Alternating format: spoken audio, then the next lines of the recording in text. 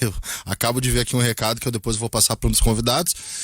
Para quem já está acostumado com o horário, sabe que é um programa bem leve, a gente vai falar sobre diversos assuntos, vamos conversar, porque a gente vai até as 3 da tarde, então, bem tranquilo, todo mundo de casa, todo mundo à vontade, né?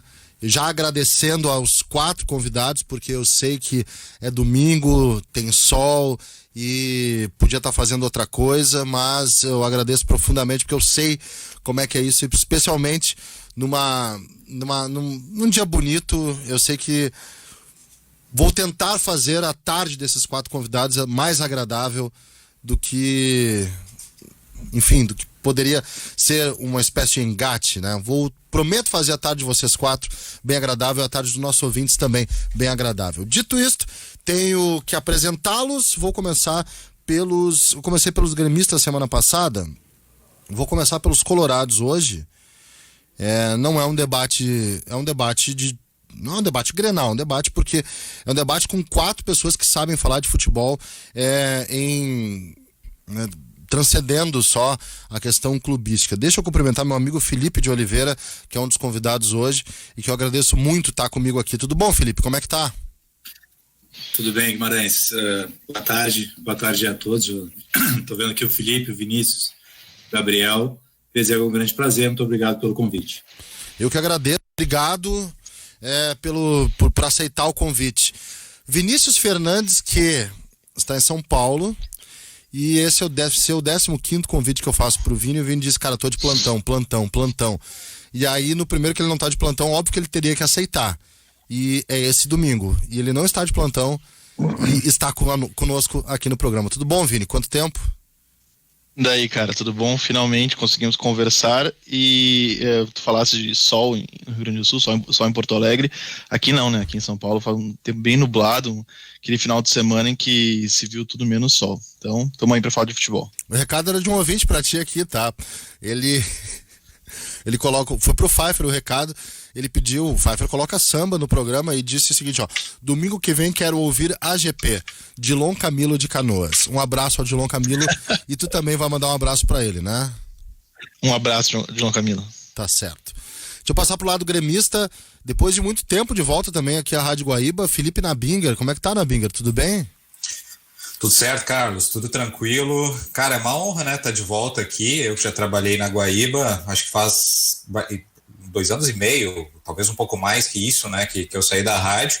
Mas é legal estar de volta com os amigos. Não sabia que o quórum do programa ia ser assim tão gabaritado, né? Pessoas com tanto entendimento de futebol, apesar de o próximo convidado ali, gremista que tu apresentar, estava defendendo ontem um empate. Acho que já teremos divergências logo de início quanto ao renatismo, né? Então teremos algumas boas discussões nesse posse de bola.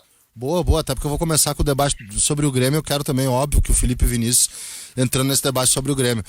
E o 4º convidado, eu tenho que agradecer mais ainda, porque era um outro convidado, houve um ruído de comunicação, não pôde participar, e aí eu vou na bruxaria mesmo, que é o Gabriel Pereira Reis, que participou há pouco tempo, meu bruxo, ouvinte, e que não larga o rádio na Guaíba em nenhum momento, espero que em nenhum momento, e que eu tive que recorrer porque tinha perdido o convidado. Cara, me ajuda.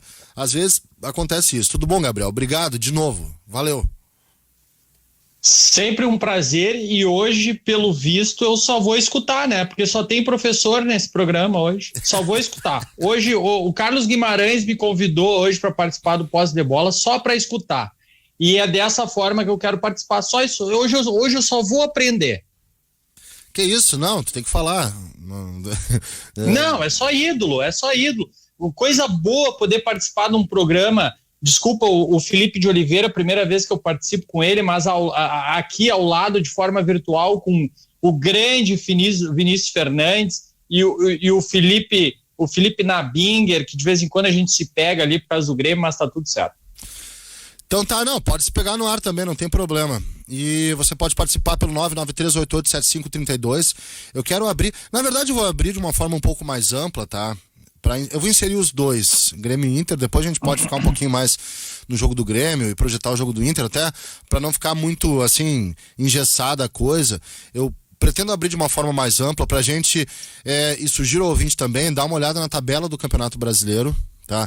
Obviamente que a gente já fez aquele exercício de dar uma olhada no que vem por aí, famoso que vem por aí, não é mesmo? Dar uma olhada no restante da tabela e nas ambições de cada um pelo seguinte, tá?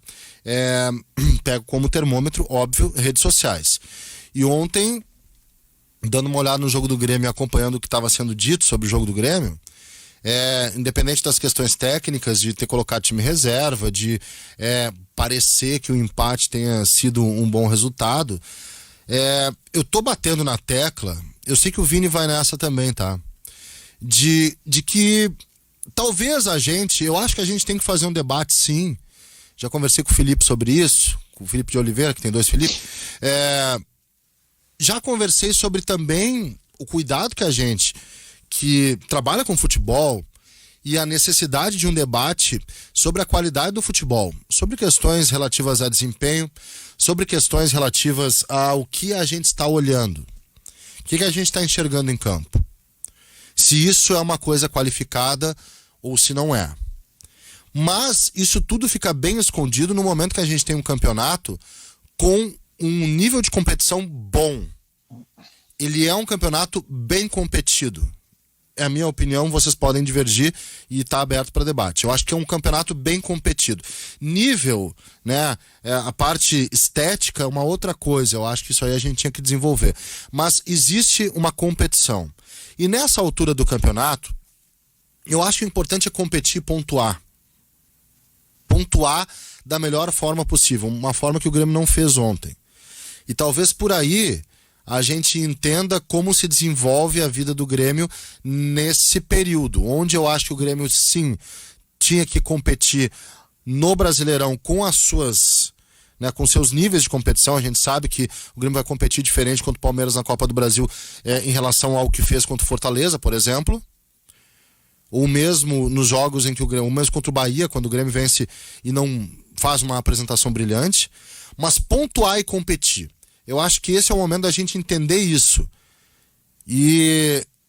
Só que eu vejo que a torcida quer o máximo, o tempo todo, o máximo. Quero começar pelos gremistas. Como é que vocês enxergam esse momento? Se vocês querem também o máximo, se o nível de competição dentro do Brasileirão está dentro do esperado, se pode mais, e enxergando a tabela de classificação, o que vocês trabalham como ambição para o Grêmio. Fiz uma introdução longa porque eu acho que é importante a gente debater sobre isso. Começa contigo, Nabinger, sobre de competir, enxergar o que está acontecendo e ver esse momento de reta final do brasileiro tendo uma decisão de Copa do Brasil pela frente. A gente sempre fala, né, Carlos, que o Campeonato Brasileiro tem 12 postulantes, mas pelo menos nos últimos campeonatos, nessa era de pontos corridos, sempre tem alguém que se destaca, sempre tem um time que abre uma vantagem que é quase inalcançável, né? A gente vai tirar os campeonatos de 2008 e 2009, que foram ganhos pelo São Paulo e pelo Flamengo.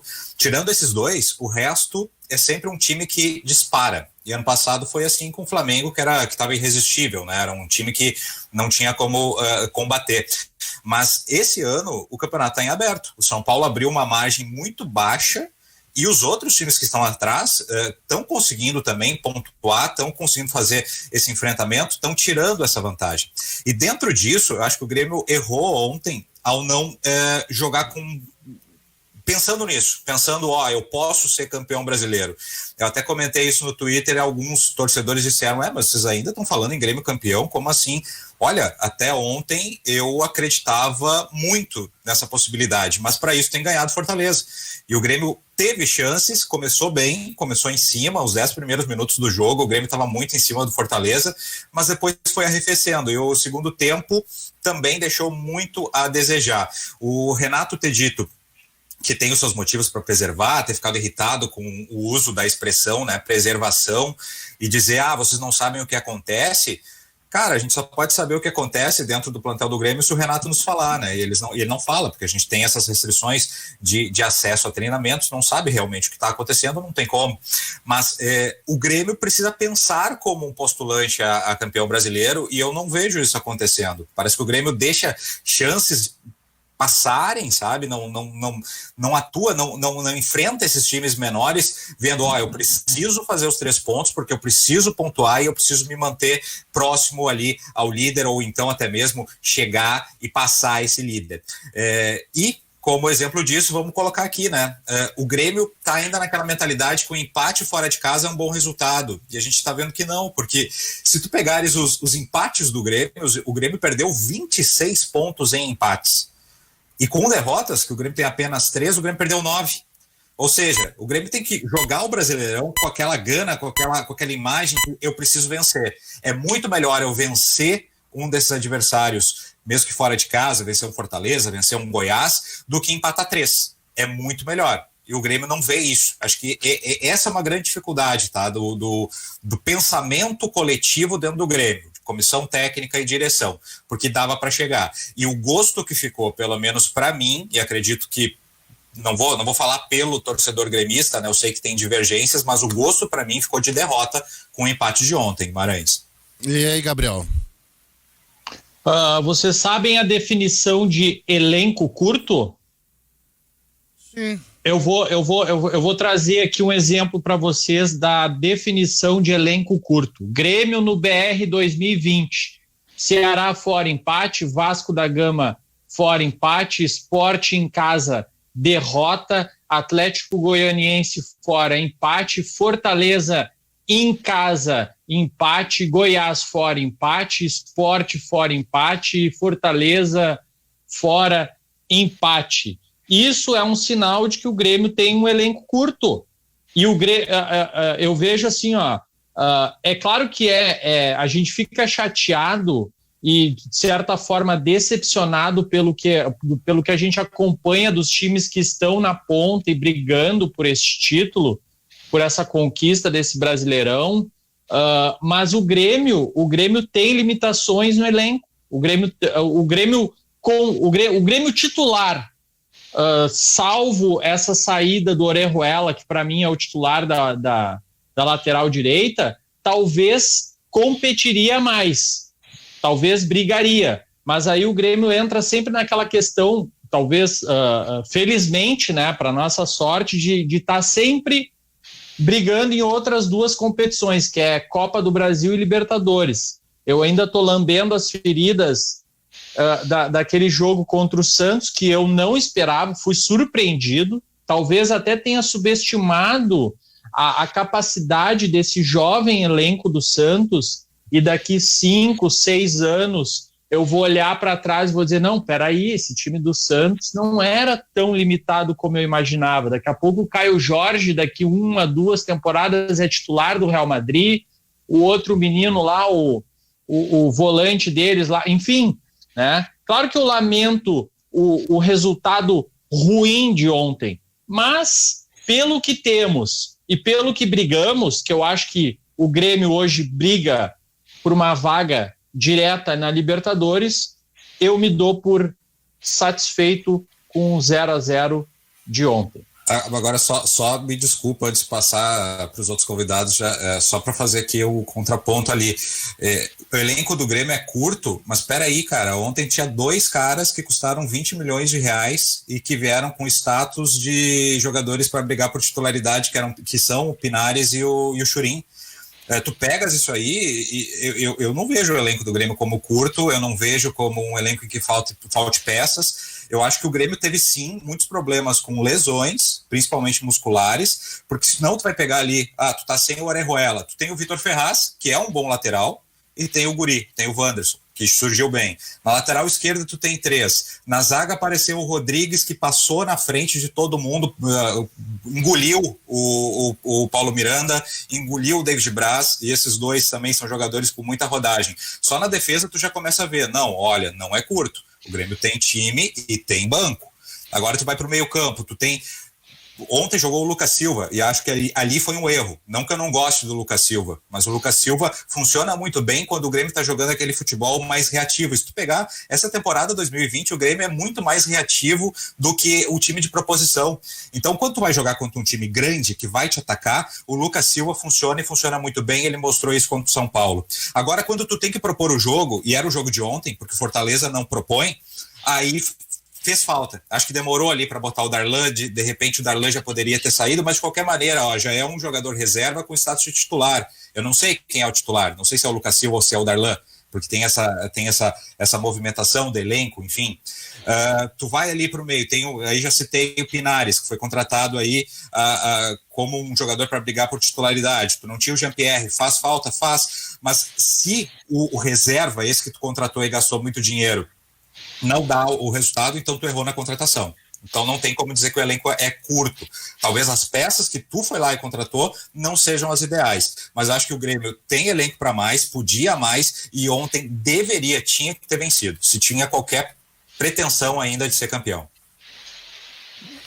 Ontem eu fiz um comentário no meu Twitter, ontem à noite, já era para lá de meia-noite, de como, a partir do empate do Grêmio no Castelão, sobre como a dupla Grenal, e aí eu comecei a enxergar um pouco isso, quando saí de Porto Alegre, né, consegui enxergar talvez com uma lente mais distanciada, mas como a dupla Grenal consegue anestesiar suas ambições, medindo um com a régua do outro, né, e eu vejo o Grêmio, eu tenho uma sensação de que o Grêmio se sente como um dever cumprido há pelo menos 2 temporadas, muito em função do momento do rival, e aí isso não é exclusividade do Grêmio. Eu também acho que o Internacional poderia ter conquistado muito mais durante o seu período áureo, ali do Fernandão, mesmo no auge do D'Alessandro, e eu acho surreal, por exemplo, essa geração do Grêmio, que é um dos clubes mais bem estruturados do Brasil, é um dos poucos clubes grandes superavitários. O Grêmio está muito bem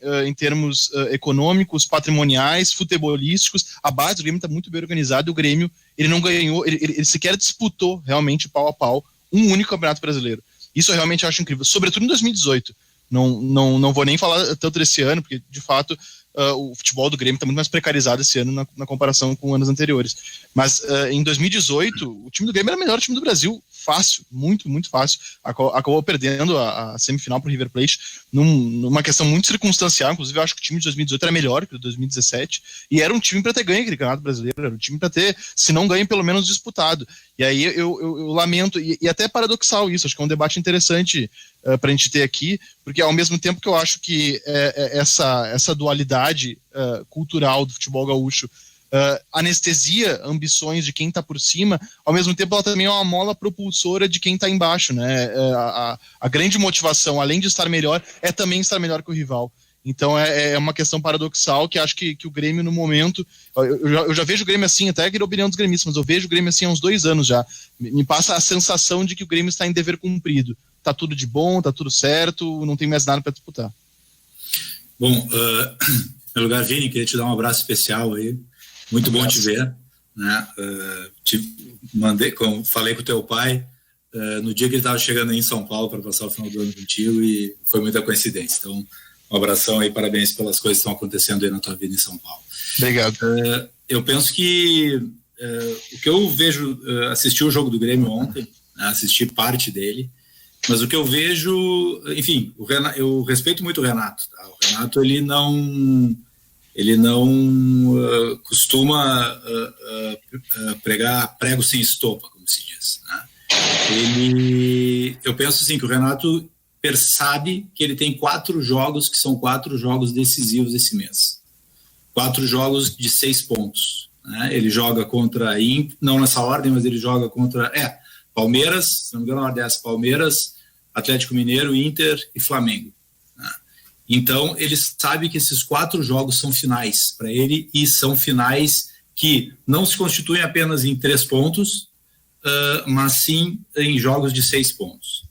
O jogo contra o Fortaleza lá, eu penso que ele optou por uma formação, por uma preservação de alguns jogadores, porque, enfim, muita gente perdeu o ponto para o Fortaleza lá.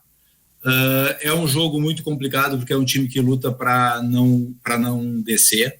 Vocês viram ontem como a pressão lá em Fortaleza é algo além do que acontece nos outros estádios, né?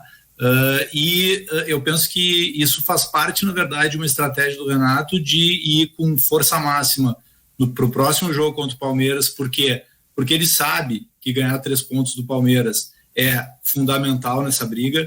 porque o Palmeiras não vai estar em 100% no próximo final de semana, provavelmente, porque vai ter tido uma decisão bastante desgastante, por mais fácil que pareça ser, nunca se pode virar as costas para um jogo contra o River Plate.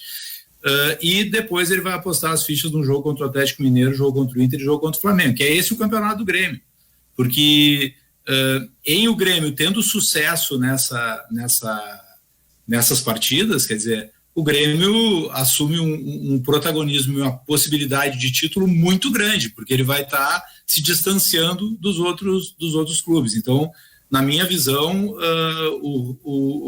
a comissão técnica do Grêmio estabeleceu que o campeonato do Grêmio são os próximos 4 jogos. Claro, a gente tem a final da Copa do Brasil ali no início de fevereiro, tem que ver como é que vai ser esse jogo contra o Flamengo, e obviamente que isso vai depender de como tiver sido o sucesso do Grêmio nos outros 3 jogos. Mas eu penso dessa forma. Eu concordo com o Felipe, discordo do Gabriel em relação à questão do grupo curto. Eu acho que o grupo do Grêmio é um grupo super equilibrado, é um grupo, tanto a própria questão ali em relação à questão que tinha, né, do Orejuela e tal, quer dizer, quem eram os laterais titulares do Grêmio, a gente não sabe muito bem, né? O Cortez, ele é o reserva, aparentemente virou reserva nos últimos jogos, mas durante muito tempo ele se revezou como titular da lateral esquerda, e acho que ele dá uma consistência defensiva maior para o Grêmio. E quanto à questão do Grêmio propositivo e do Grêmio reativo, eu concordo. Eu penso que o Grêmio esse ano passou a ser um time muito mais reativo e tem tido mais sucesso com times que jogam querendo mais a bola do que com times que abrem mão da posse de bola, né? Vamos lembrar de alguns jogos, jogos que podem não parecer importantes, mas a semifinal do segundo turno, eu acho, do Campeonato Gaúcho, acho que foi no Novo Hamburgo aquele jogo, teve gols do Zé Mário contra o Grêmio, foi 4-3, eu acho. Então, quer dizer, foi um jogo extremamente difícil e era um jogo em que o Grêmio precisava propor o jogo. Então, o Grêmio vem tendo dificuldades, vem sido mais sofrido, vem sido mais jogos de resultado, como disse o Guimarães no início, em momentos que ele precisa propor. Claro, né, no futebol a gente costuma muito repetir as coisas. Então o Grêmio foi um time super propositivo lá em 2018, enfim, teve aquele futebol muito bonito de se ver, mas sem dúvida nenhuma em 2020 mudou a forma de jogar do Grêmio. Já em 2019 eu diria que houve uma mudança significativa na forma do Grêmio atuar. Então, mas voltando para a questão preservação e Campeonato Brasileiro, eu penso que o Renato a comissão técnica do Grêmio deve estar mirando nesses 4 jogos como 4 jogos fundamentais. E, por fim, né, eu já falei bastante, aquilo que o Carlos levantou no início, né, sobre a importância de ganhar jogos, né, de manter a competição e tal, né, a capacidade de competição do time. Para mim tem um jogo do Grêmio que foi um dos jogos mais feios do Campeonato Brasileiro desse ano, mas que foi um jogo fundamental para o Grêmio na retomada no Campeonato Brasileiro, que foi aquele jogo contra o Atlético Paranaense lá, né, aquela vitória de 2-1 do Grêmio, que o Renato coloca o PP, se não me engano, no final do primeiro tempo, no início do segundo, e ele vira o jogo, e tinha sido um primeiro tempo tenebroso das duas equipes, na verdade. Então, não é um campeonato para se dar espetáculo, não é um campeonato para ser efetivo, é um campeonato para ganhar sendo efetivo, sem que nós nos preocupemos muito com o espetáculo, né? Por quê? Porque, primeiro, são muitos jogos, acho que isso afeta sem dúvida, penso que isso afeta sem dúvida nenhuma a qualidade, né? É muito jogo, o calendário é muito apertado. Nesse momento que a gente vive é mais complicado ainda, tem jogadores que têm Covid, então muda o time na véspera dos jogos, então é um campeonato para se ganhar no resultado. Quero pegar a fala do Vini sobre como um mira o outro e como é difícil largar essa dependência, tá? Porque aí a gente entra, Vini, no aspecto que é cultural, né? Que é superior ao planejamento. Existe uma cultura aqui que é justamente essa. Eu concordo com isso, que o Grêmio no Campeonato Brasileiro, mas também por um pouquinho de diretriz, por um pouquinho de planejamento, por um pouquinho de pensamento, o Grêmio prioriza outros campeonatos. Mas existe aqui, sim, uma ideia de que ao superar o rival as coisas estão boas. e às vezes não estão. Já houve anos em que os dois foram muito mal e um se deu por satisfeito porque chegou na frente do outro.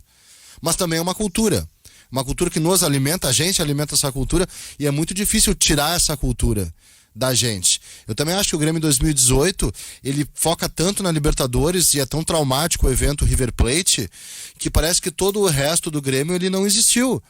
Mas o Grêmio poderia ter competido também em outras competições. Ele poderia ter feito uma performance melhor, num índice competitivo melhor.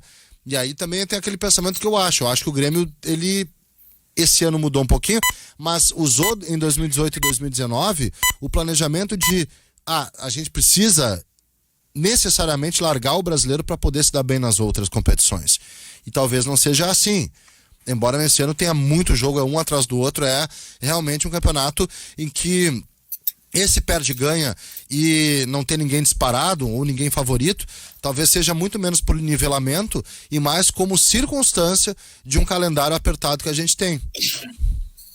Não, sem dúvida, né? Sem dúvida, muito por causa do calendário, muito por causa das peças que os times acabam perdendo por causa de Covid, por causa de lesão, o excesso de jogos também. Sempre a gente teve esse problema de calendário, mas esse aí é ainda mais atípico, então os jogadores estão sujeitos a ter um desgaste maior, só que até pegando alguma coisa, até para o nosso ouvinte, né, não achar que eu tô aqui dizendo, não, o Grêmio tinha que jogar com 100% titulares. Eu não acho que o problema tenha sido preservar 5 jogadores. Eu não sei se o Grêmio ganharia com esses 5 jogadores em campo. Claro, talvez competisse mais. Um deles, muito decisivo, que é o Diego Souza, né? Eu não vou botar o Jean-Pierre nessa levada, porque eu acho que ele deu uma caída de produção. Não sei se ele apresentaria mais do que os que jogaram. Claro, talvez que o Pinares, sim, o Pinares, até porque ele está fora de função, ele não é um jogador para jogar nada do Jean-Pierre, mas isso é outro assunto.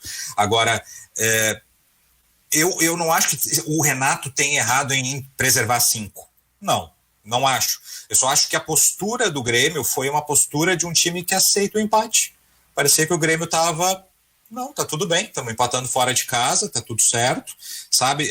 Faltou aquela vontade de vencer, apertar mais o adversário, faltou vontade mesmo, a meu ver. Acho que o Grêmio foi passivo, o Grêmio tava numa postura de não, a gente tá empatando, tá tudo certo. Claro, se pegar a escalação, a crítica que eu faço foi a que eu fiz ali nas minhas primeiras falas. O Lucas Silva. Acho que não era jogo pro Lucas Silva. Acho que era jogo para iniciar com o Darlan, o Matheus Henrique e vá lá, o Pinares, como foi ontem. Até no primeiro tempo, não sei se vocês repararam, né? Mas no primeiro tempo o Renato fez uma série de testes com esse trio que fica atrás do centroavante. Porque em dado momento o Alisson estava no meio, PP na esquerda e o Pinares na direita, que é a dele. Aí depois trocou, o Alisson foi para a esquerda, PP vem para a direita e o Pinares centraliza, e depois volta ao normal. E eu acho que ali não foi circunstância de jogo. Não era porque o jogador estava caindo por aquele lado. Não, foi orientação. Não era nenhum lance de escanteio, que daí o jogador não está na sua posição original. Não. Foi orientação, troca. E eles estavam girando o tempo inteiro. No segundo tempo não teve tanto isso. Ficaram mais... fixos às suas posições. Então, eu acho que com esse time, com essas peças, com esses jogadores, o Grêmio teria que ter ganho do Fortaleza. É isso que estou dizendo. Concordo com o Felipe ali, que muita gente perdeu ponto lá. O Fortaleza não é um time desprezível, mesmo tendo troca de comando técnico novamente agora. O Anderson estreou ontem. Não é um time desprezível. É uma equipe que está fazendo um bom campeonato brasileiro dentro das suas limitações, mas...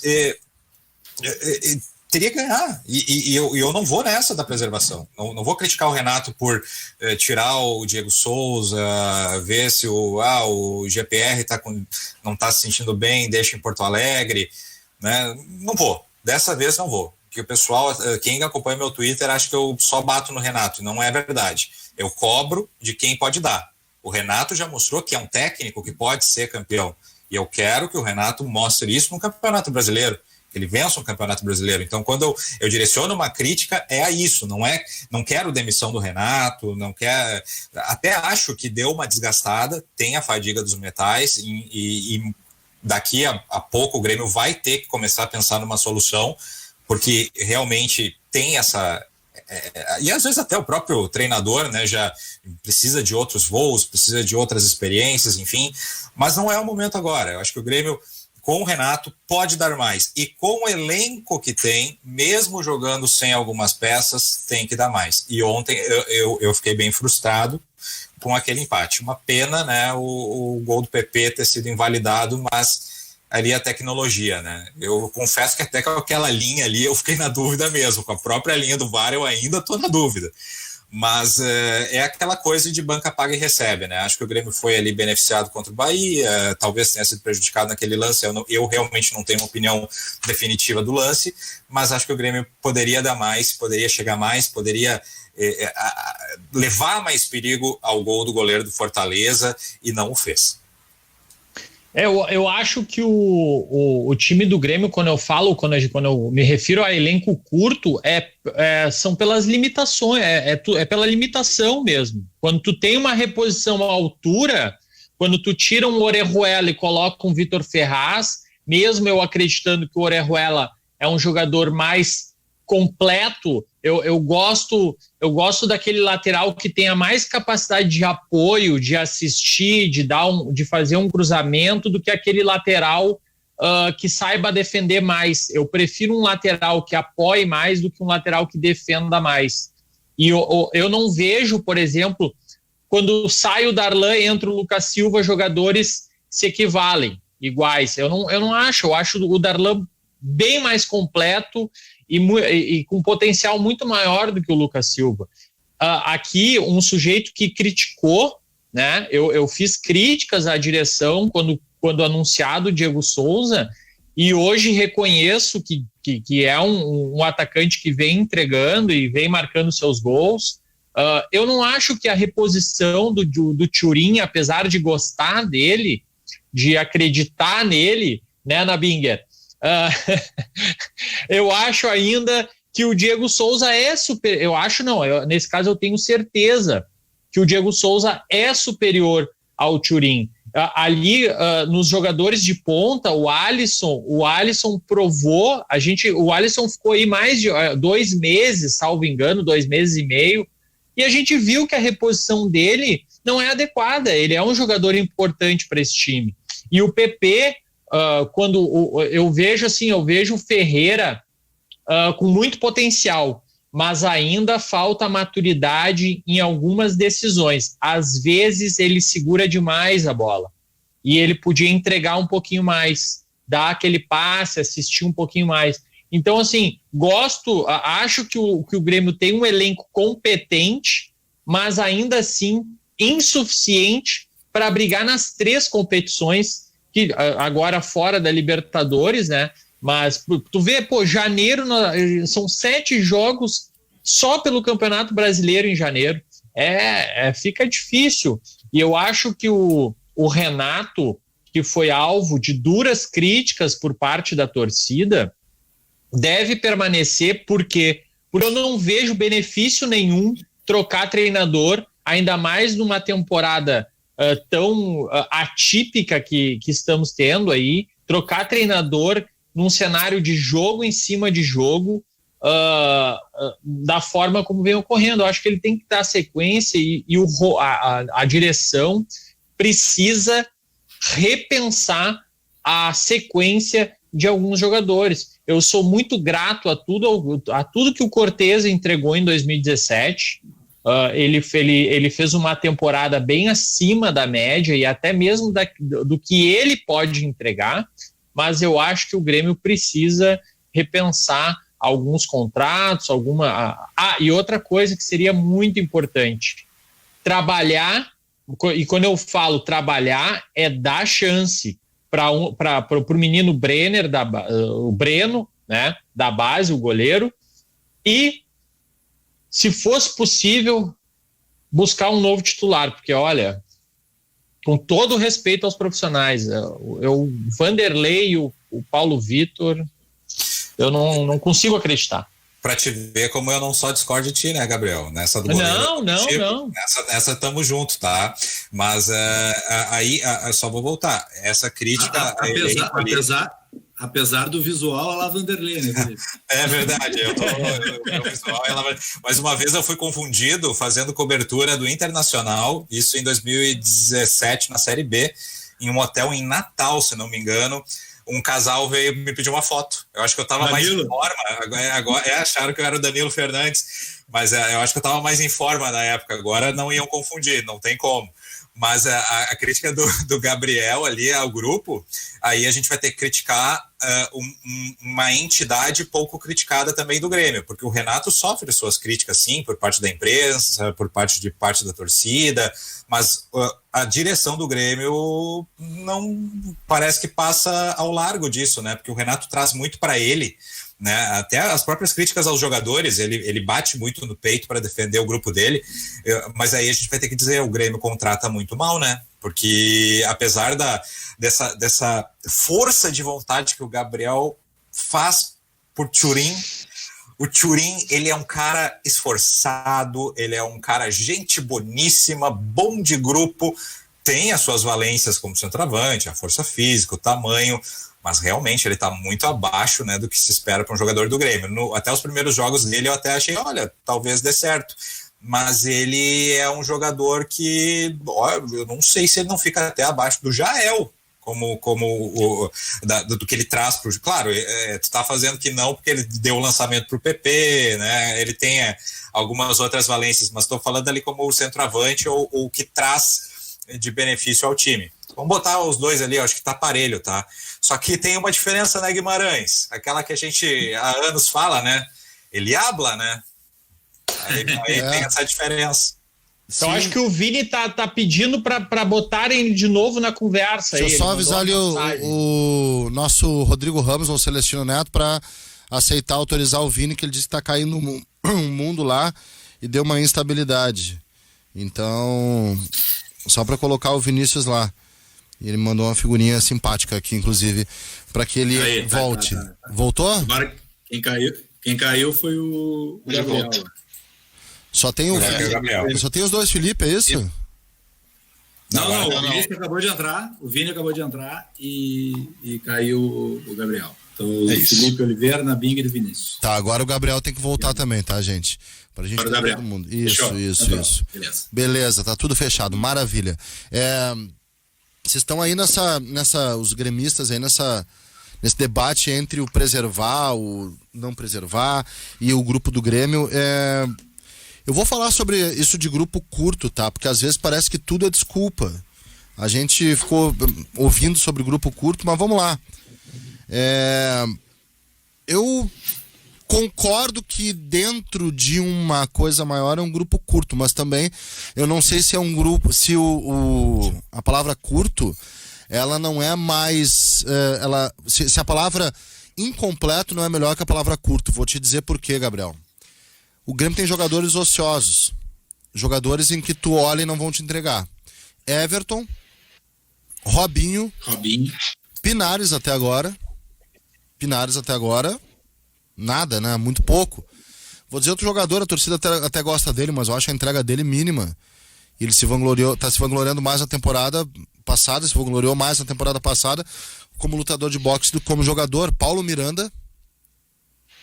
E eu vou livrar o Thuram, tá? Eu acho que ainda precisa de talvez mais observações. Mas vamos lá. É um grupo curto quando tem jogadores de um bom nível de experiência que são ociosos? É um grupo curto ou é um grupo que não te responde por peças que não vão te completar? Vou pegar o grupo do ano passado do Internacional, ano retrasado agora, né?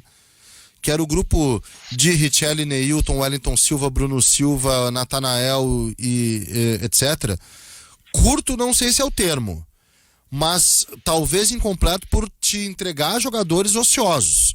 Aí sim, se houvesse uma entrega real, um ganho real em Pinares, Robinho, Everton, eu tô botando o Paulo Miranda, sei que muita gente discorda, mas vou botar o Paulo Miranda, talvez a gente não estivesse falando em grupo curto.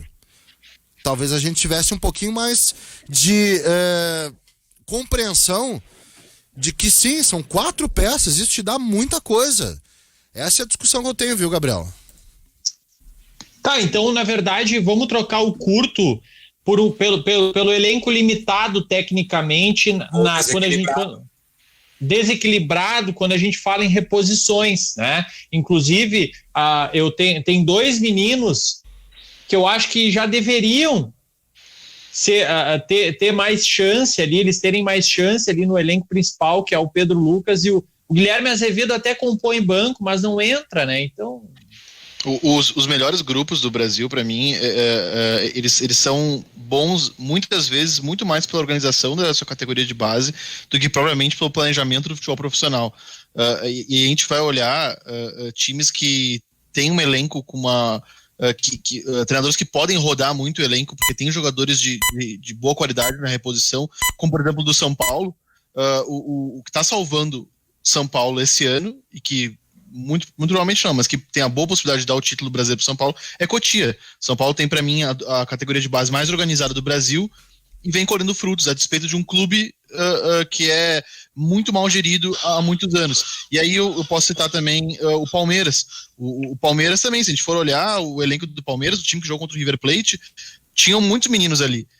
Tinha até o próprio Gabriel Menino, né? A dupla de volantes era Danilo, Patrick de Paula, e se a gente for olhar, não é um super elenco, mas a base do Palmeiras ela vinha há algum tempo sendo muito organizada e conseguindo suprir o time profissional e revelando jogadores já com uma capacidade técnica, física, tática relativamente prontos já para o profissional. E é isso para mim que tem diferenciado os elencos mais ou menos fartos do Brasil. Isso muito mais do que provavelmente um mercado bem planejado. Eu acho que os clubes brasileiros, eles em via de regra, contratam muito mal, porque normalmente as contratações elas são delegadas para o técnico. Existe um departamento de mercado, existe um departamento de scouting, mas o técnico às vezes ele tem uma voz muito grande. No Grêmio eu vejo muito isso, para trazer de novo o Grêmio para o debate. Eu acho que as decisões do futebol do Grêmio são muito centradas no seu treinador. O Grêmio entregou já há algum tempo seu futebol completamente nas mãos de uma figura só, e aí não é nem incapacidade do Renato, mas é que o Grêmio está competindo contra times que estão usando talvez mais do que ele uma inteligência de mercado, né? E aí o Grêmio entrega todo um departamento de inteligência, de prospecção na mão de uma figura só, né? Eu acho que isso faz com que o Grêmio perca um pouco de vantagem competitiva no cenário brasileiro. Não, mas só, desculpa, respeitosamente discordar do Vini num ponto só, né? Respeitosamente. Eu acho que o elenco do Palmeiras ele é mais recheado do que o do São Paulo. Não tem, eu não faria nem essa comparação. Não estou dizendo nem que tu comparasse, mas tu falasse da questão da base. Mas olha o jogo contra o River Plate. Mas quem está jogando... Mas quem tá jogando, Gabriel, e isso que eu digo muito em relação ao São Paulo.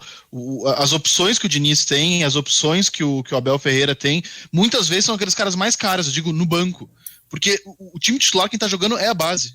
É a base que tá dando essa impressão de que o elenco é muito farto. Evidentemente que o elenco do Palmeiras ele é mais qualificado que o do Grêmio, que o do São Paulo, que o do Inter. Mas eu digo que a exceção do Flamengo, que esse sim é um time que não tem aproveitado tanto a base e tem investido muito, muito pesado em grandes contratações nos últimos anos. Os outros times, até mesmo esses que a gente tem a impressão de que tem um elenco muito farto, a gente vai olhar as melhores opções, justamente vieram da base. Para mim isso ficou muito claro esse ano. Esse ano, para mim, ele foi muito assim, paradigmático nesse ponto. Assim, o exemplo é o Grêmio. Times que vêm ao longo do tempo organizando a sua base, conseguiram ter um chão e uma estrutura para enfrentar esse período de pandemia. Um exemplo é o Grêmio. Quem são os principais jogadores do meio para frente no Grêmio? Vou tirar a defesa ali, porque Jeromel e Kahneman são ao concurso, né? Para mim é a dupla de zaga que melhor encaixa, tem o melhor encaixe do Brasil, é a melhor dupla de zaga do Brasil, na minha opinião. Agora tu coloca do meio para frente, quem são os destaques? Dá 3 destaques. Os primeiros que me vêm à mente são o Matheus Henrique, apesar de estar em baixa, não está bem, está errando muito passe, está errando muita decisão. Jean-Pierre e PP. Isso. São os 3 principais. E antes o Everton, né? O Ferreira como alternativa e o próprio Darlan, como o Gabriel falou, que seria o titular dele. Quer dizer, mas tem uma coisa. Isso.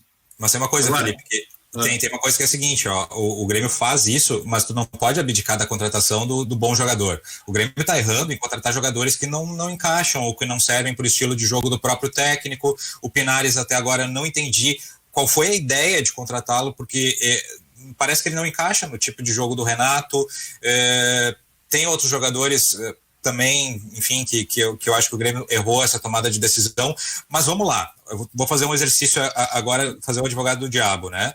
Se o Paulo Miranda não tivesse sido contratado, tendo mais ali o David Braz para ser esses reservas imediatos e dar uma sustentação, botar o Rodrigues aos poucos, será que o Rodrigues ia estar tão bem agora? E o Grêmio faz isso, não? Claro, o Grêmio faz isso com todos esses guris da base. O próprio PP...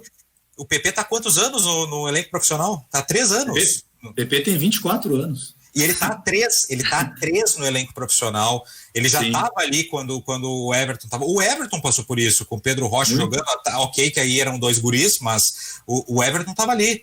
Então o Grêmio faz isso. E aí acho que o Vini tava falando, né? Porque tu tem essa possibilidade de ir rodando e até tu não precisa queimar a etapa. Talvez esses guris do Grêmio lá atrás não tivessem tão prontos assim. Talvez se o PP fosse titular há 3 anos atrás, ele não desse metade do que ele tá dando agora. Mas ele tava ali sendo preparado para ser lançado pronto. Então o Grêmio tá se dando ao luxo disso, né? E por isso tu tem que acertar nas contratações. Acho que, por exemplo, um guri, eu vou chamar ele de guri, porque ele é novo. A gente acha que não, porque ele veio de fora, mas o Alisson é um guri.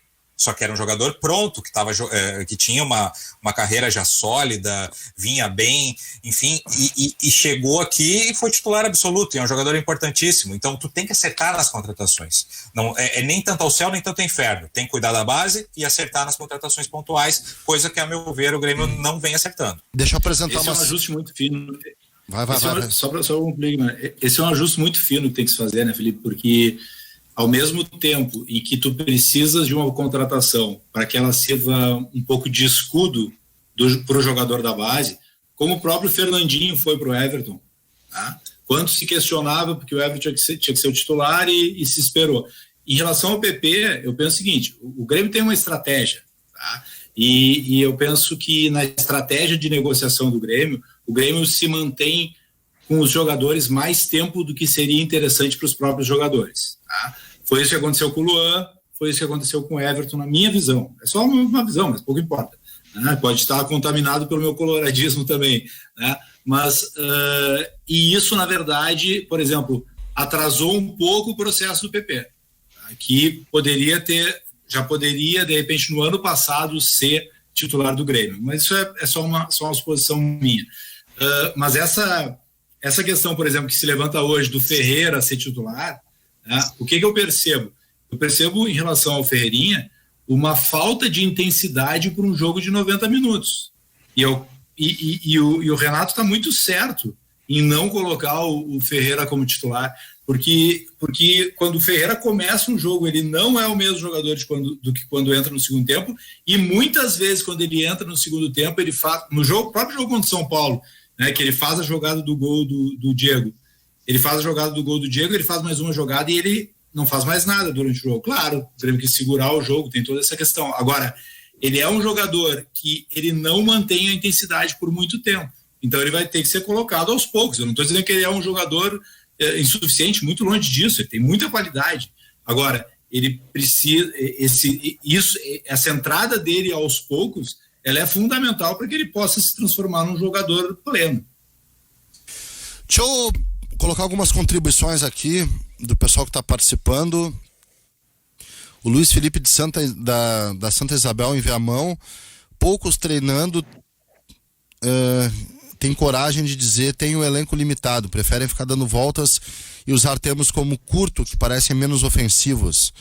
É o Luiz Felipe, na verdade são sinônimos, né?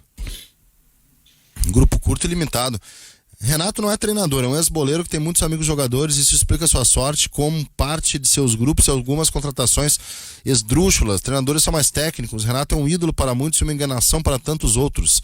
Simples. Humberto Garcia pegou pesado com o Renato. Não, o Renato é treinador, sim.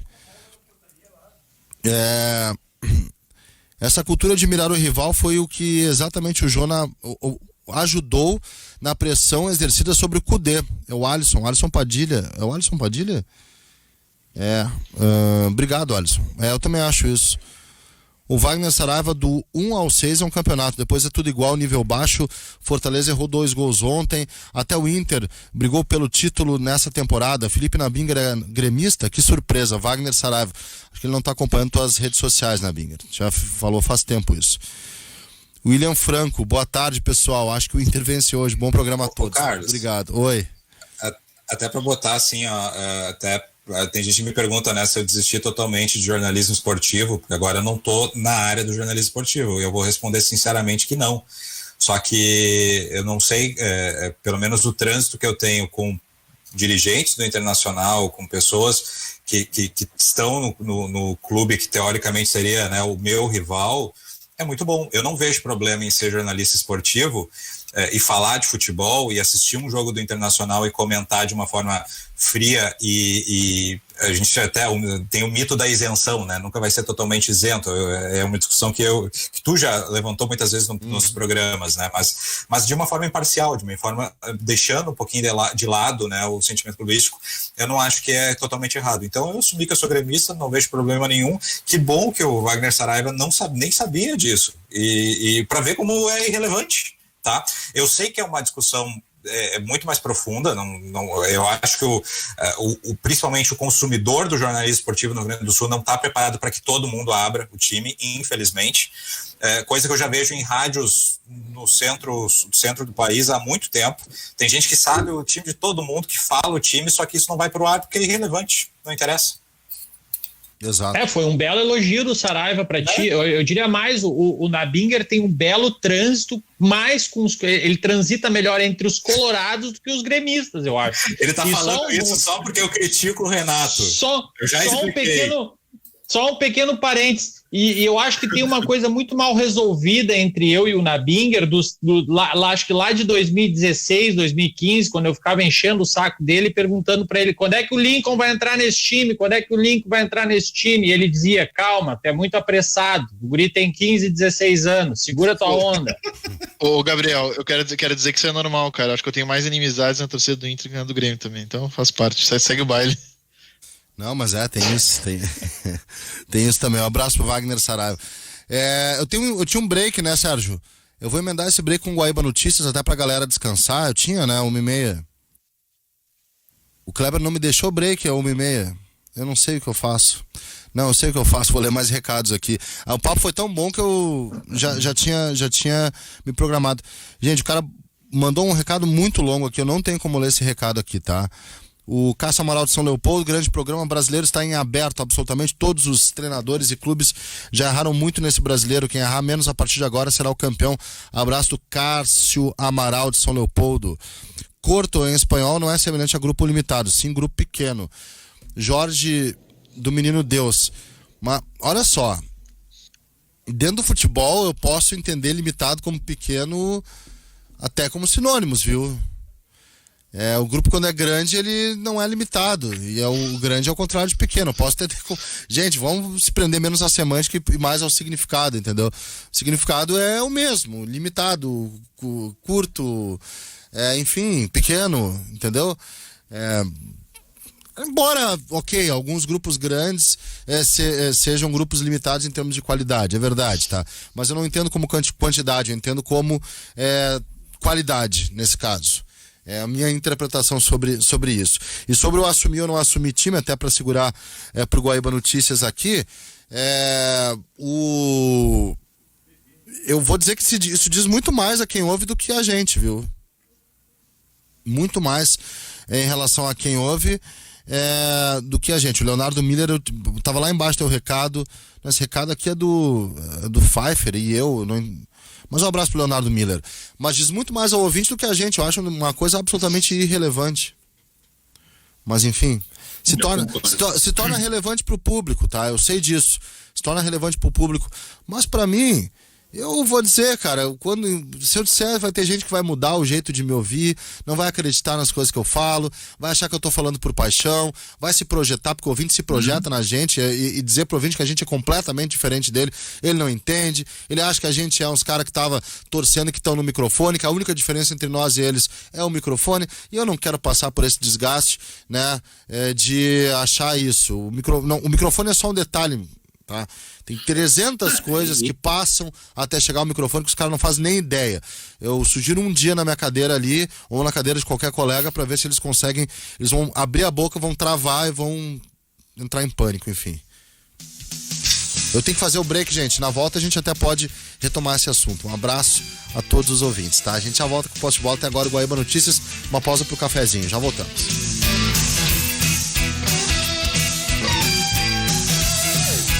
Você está ouvindo na Guaíba. Posse de Bola.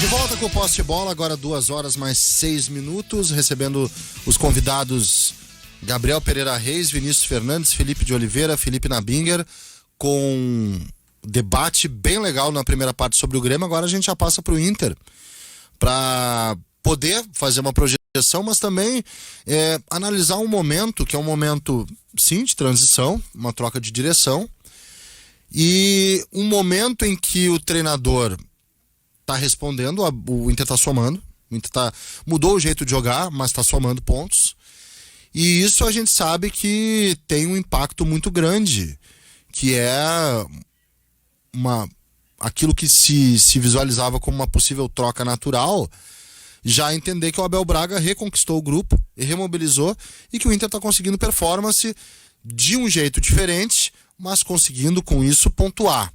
Quero começar contigo, Felipe. Como é que está analisando esse momento, que é um momento bom do Inter, que é um momento que deixa o Inter vivo na competição, tem um bom prognóstico, mas que tem essa alteração, e acho que o trauma, e foi um trauma, ele foi superado, né? Acredito que sim, né? Foi muito difícil virar essa página, né, Carlos? Tanto para a torcida como até mesmo para a imprensa, né? Nas redes sociais, então, a gente continua tendo o debate, né, dos cudezistas contra os anticudezistas e tal. Então, quer dizer, o resultado do Celta de Vigo passou a ser algo importante na realidade do futebol gaúcho, algo que não faz sentido nenhum para mim, né? Mas, de qualquer maneira, quer dizer, essa espécie de exorcismo que se criou é algo que, enfim, acho que isso é um assunto para vocês que são jornalistas poderem entender melhor ou explicar isso melhor do que eu. Acredito que a situação, o Inter, após a saída do Kudê, acho que o principal problema que o Inter teve foi justamente o fato de que o Inter se encontrava no primeiro lugar do campeonato, né? Então, o Abel assume diante de um paradoxo. E o paradoxo eu tenho um time que é o primeiro lugar no campeonato, a partir disso eu não posso mudar o jeito que esse time joga, mas o jeito que esse time jogava era um jeito completamente diferente das concepções dele em relação ao modelo de futebol que ele tem, né? Tanto que na estreia dele, que foi o jogo contra o América, se não me engano, no segundo tempo ele faz alterações que, né, pela forma como o time tentava jogar, não havia como aquelas alterações funcionarem daquele jeito.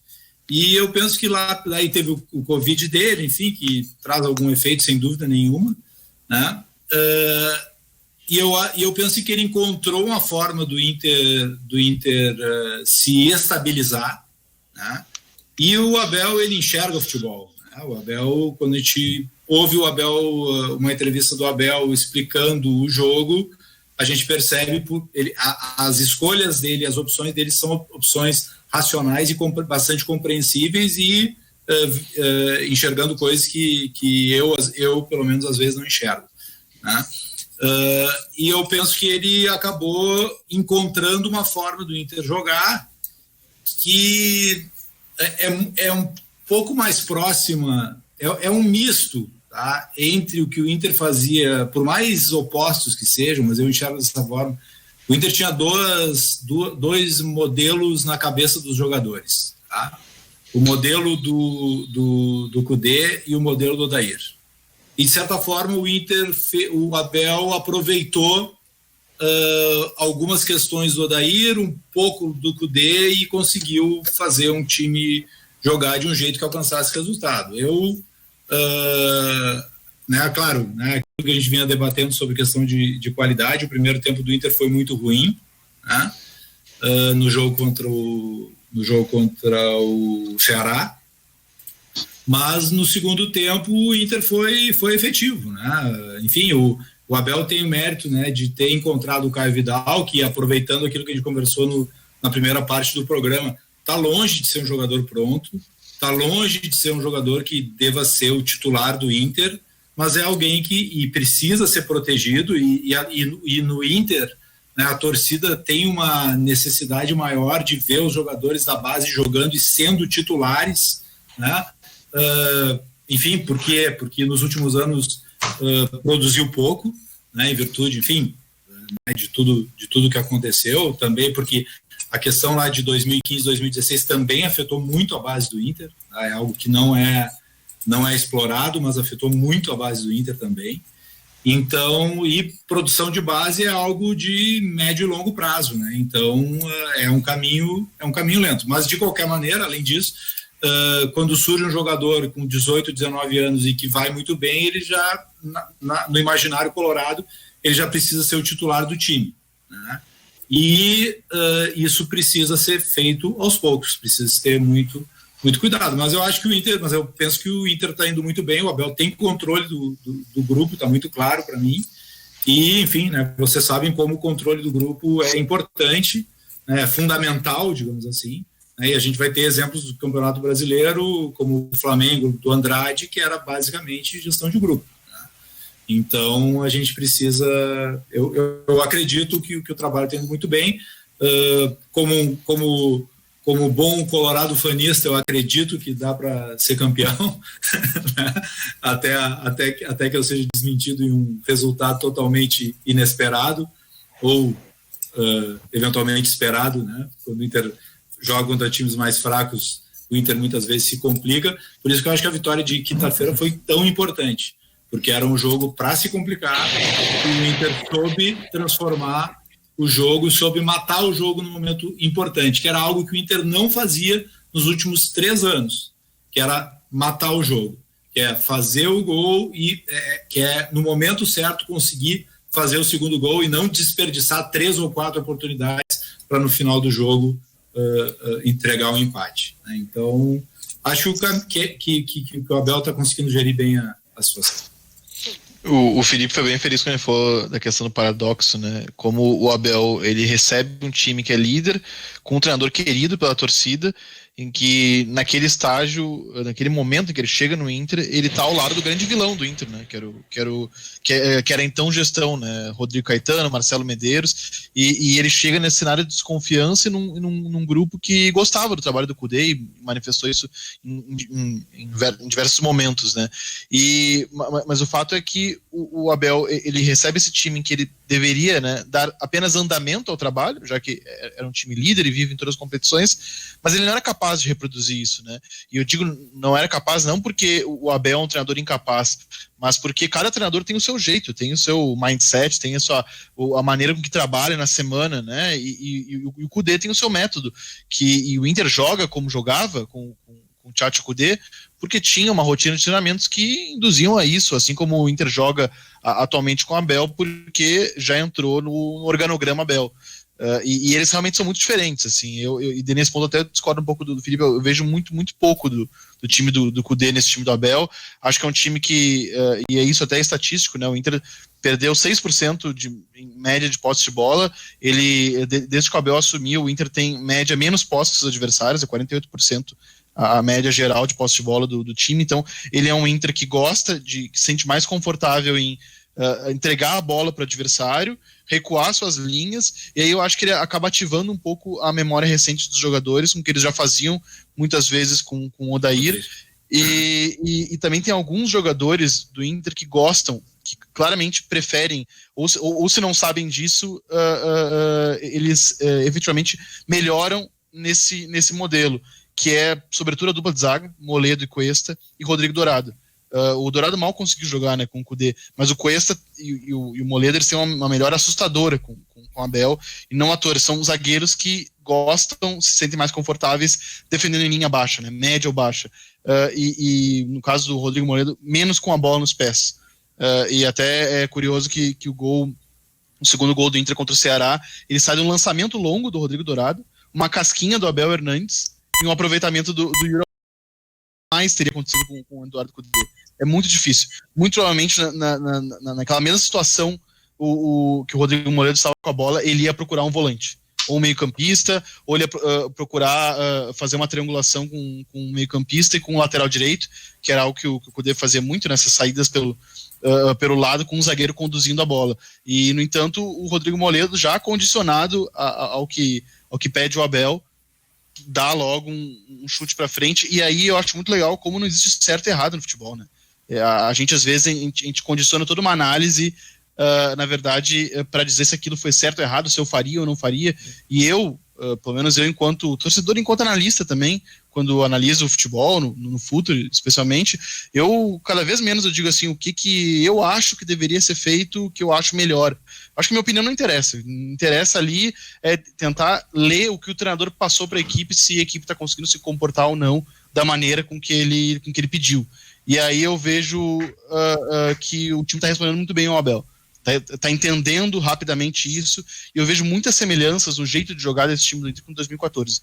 Acho que tem muitas características, a começar pelo esquema, muito embora a plataforma, né, seja de menos, mas o jeito de marcar baixo, picotar o jogo às vezes, desacelerar o jogo e ganhar às vezes numa bola longa por um ponta. E aí ele foi buscar o Caio Vidal, porque o Inter era carente de pontas, né? O Inter já era carente de pontas antes do Cudê chegar. E aí, quando o Cudê chegou, veio um treinador pro Inter que não usa pontas. É muito raro o treinador hoje não usar pontas. A verdade é que o Eduardo Cudê não usa pontas. Ele usa 2 centroavantes por dentro. E usa 3 meio-campistas atrás deles. E as bandas, as laterais, ficam muito mais disponíveis para os laterais do que para os pontas. E aí tem o Abel, que é um cara que sempre usou pontas, né? Talvez não naqueles Inters campeões da América, mas logo depois, nos melhores times que ele teve pós essa época, sobretudo no Fluminense, ele sempre usando pontas. Ele foi campeão brasileiro com Ayrton Nem bem espetado na ponta, e aí depois no Fluminense, segunda passagem dele, teve o Ayrton Silva também, que depois acabou indo pro Inter. Então ele gosta de usar esses pontas de 1 para 1, e ele foi achar o Caio Vidal nessa carência, e o Caio Vidal deu muita sorte, né? Porque ele é um jogador que, se a gente for analisar o histórico de base dele, ele nem é um jogador brilhante tecnicamente. Ele é um cara que na Copinha, eu acho que talvez muito pelo Fábio Matias querer reprisar o que o Eduardo Cudê já fazia, né, para preparar o elenco, ia com 2 atacantes, e aí o Caio Vidal ficar muito próximo do ataque. Ele não é um cara que tem uma grande conclusão, e ele errava muitos gols. Eu lembro que foi até estigmatizado pela torcida durante boa parte da campanha da Copinha, e até o Léo Muchacho entrava algumas vezes no lugar dele, mas no entanto ele é um ponta de muita velocidade, muita entrega, e que está conseguindo se entender bem com este modelo do Abel. E aí vem uma outra coisa também algo que eu acredito. Uma vez o Renato Rodrigues da ESPN, que é meu amigo aqui em São Paulo, sempre diz, e cara, eu acho que dificilmente tem jogador ruim, eu acho que tem jogador fora de contexto, porque tem muito jogador que ele é bom para um determinado contexto, e aí quem sabe é quem está contratando, e aí quem contrata tem que ter responsabilidade e saber se aquela qualidade é uma qualidade que você vai conseguir ter a famosa portabilidade de qualidade, né? Você vai conseguir transportar a qualidade de um jogador que está muito bem no América Mineiro para o Inter, que é um outro contexto, que joga de um outro jeito. Enfim, acho que não tem certo e errado. O Abel, ao jeito dele, que é bem diferente do Cudê, na minha opinião, está conseguindo levar o Inter para o segundo lugar, e eu acho sim que o Inter é um forte postulante. Olha que eu sou um colorado bem pessimista, mas eu acho que ele é um grande postulante, sobretudo pela fragilidade dos adversários, e também porque esse time do Inter vem crescendo no momento certo, tem uma tabela que lhe favorece, né? Principalmente na comparação com o São Paulo. Só para concluir aí, Vini, a própria questão do Moisés, né, em relação à questão de se sentir mais confortável, né, mostra que, enfim, ele deixou de ser uma preocupação, digamos assim, para ser um jogador que vem mantendo uma regularidade, o que é importante, né? E essa questão, enfim, aqui, o próprio exemplo do gol, né? O exemplo do gol é um exemplo parecido com o Inter e Barcelona, né, a origem da jogada, né, claro que o do Índio foi muito mais um balão do que um lançamento do Rodrigo, mas casquinha no meio e aproveitando a desestruturação do outro time no momento do ataque. Quer dizer, então acho que passa muito por aí. Eu quero entrar nesse debate aí pelo seguinte, depois quero ouvir os dois gremistas também, mas eu acho também que o Inter ele recupera muito mais o modus operandi do Odair do que qualquer coisa próxima ao Kudê. O Vini falou de alguns jogadores potencializados. Eu acho que a comparação do Rodrigo Dourado ela fica um pouco prejudicada, Vini, por não ter tido o Rodrigo Dourado com o Kudê, tá? Acho que aí é uma comparação em tese versus prática, né? Em tese, Eu até comentei isso, ele mal jogou com o Kudê, né? Acho que jogou 3 jogos com o Kudê no máximo. Exato. Então é uma comparação que fica muito prejudicada do Rodrigo. Eu acho que o Rodrigo Dourado se daria bem com o Kudê, mas Moledo e Cuesta sim. Acho que o Dourado se daria bem, mas a gente não tem essa comparação. Moledo e Cuesta, sem dúvida, era reserva, que foi o Moledo. Acho que o Cuesta não tem uma evolução tão marcante assim, embora ele seja um jogador mais seguro. Justamente por atuar num bloco mais baixo, ele se expõe menos, tanto ao construir como ao defender. É normal isso, né? Ele se sente mais protegido e talvez o jogador se sinta melhor quando enxerga a sensação de proteção, mas eu quero incluir um outro jogador também, Edenilson, tá? O Edenilson é um jogador que gosta do jogo quando ele tem campo e quando ele tem a possibilidade de infiltrar. Infiltrar tanto para armar como infiltrar para finalizar. O Edenilson ele se torna um jogador muito mais... não vou dizer útil, porque eu acho que ele tinha a sua utilidade no time do Kudê, mas ele aparece mais. Quando o Odair treinou o Inter, criou algumas distorções de qualidade em alguns jogadores e contexto perfeito. Acho que o Palmeiras é um exemplo perfeito de contexto, né? De como pegou o jogador de ascensão e inflacionou o mercado com o cara que se destaca no Bahia, contrata, o que no Goiás, contrata, o que vai bem no Atlético Paranaense, contrata. O Palmeiras e os contextos, eles mudam, mas eu acho que o Edenilson, o contexto dele, e não é nem anímico, não é nem de ambiente, é um contexto de modelo de jogo mesmo, favorece quando ele tem esse jogo para ter mais campo, para poder infiltrar e com mais liberdade de poder conduzir a bola, ao invés de triangular, ao invés de armar, ao invés de pensar. Essa distorção foi gerada lá com o Odair quando o Edenilson foi pedido para a seleção brasileira, o que eu acho um exagero brutal, tá? Foi pedido para a seleção brasileira. Esse contexto, ele potencializou o próprio Moledo com o Odair, quando se afirmou Moledo e Cuesta como uma defesa muito segura e com o exagero de melhor defesa do Brasil, algo que eu não acho, mas, vai lá, fizeram um campeonato muito bom. O próprio Marcelo Lomba foi potencializado, mas isso é uma outra história. Então eu acrescento o Edenilson, viu, Vini? Que é um jogador que eu acho que tem esse potencial de conseguir jogar bem quando um time joga com um bloco mais baixo e ele tem a liberdade de poder conduzir a bola e de enxergar o campo, porque ele tem uma transição muito rápida também, o Edenilson. Aqui a gente vai entrar na velha discussão, que é a discussão se o treinador pode estabelecer um modelo de jogo, e é uma questão de metodologia, né? Se ele pode se ele pode definir o modelo de jogo dele, independentemente das peças que ele tem.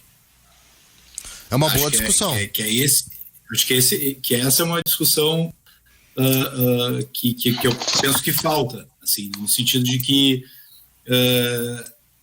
se vê o jeito de um time jogar e se quer eventualmente que esse time jogue, que o teu time jogue como essa outra equipe, mas as peças são completamente diferentes, a construção histórica de cada jogador é completamente diferente, e penso que a questão do Edenilson que tu levantas muito bem, Carlos, tem relação com isso, né? Por quê? Porque o Edenilson, né, tem uma história em formas de atuação muito mais adequadas, digamos assim, ao modelo a forma como o Inter vem jogando do que como vinha jogando em relação ao poder, mas isso não me coloca no sentido contrário a mudanças culturais. Aí é aquela questão que o Vini estava falando, que é uma questão de gosto, né, de como tu gostas de ver um time jogando.